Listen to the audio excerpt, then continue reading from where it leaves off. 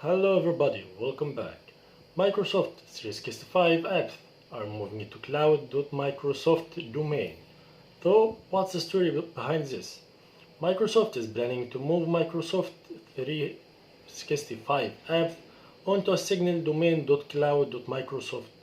Currently, the company's apps are scattered across a wide variety of domains, which means it can be confusing to know where to find a certain service if you don't have it memorized or bookmarked somewhere. Seriously, Microsoft currently uses a lot of domains. Check out this word, cloud, like www.microsoft365.com, app.powerbi.com, outlook.office.com, cortana.ai, teams.microsoft.com, so a lot of things like that, and so on, for different apps.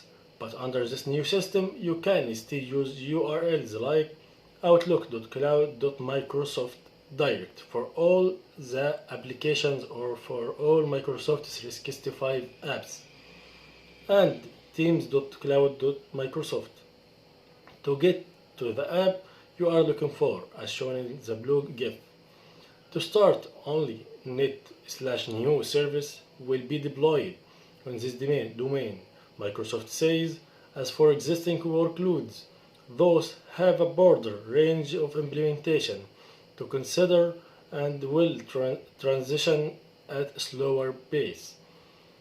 And the company didn't specify how long the transition might take, but Microsoft stresses that in most cases you won't need to do anything to keep using Microsoft 365 apps, meaning that for the majority of people this should ultimately be small but very welcome change.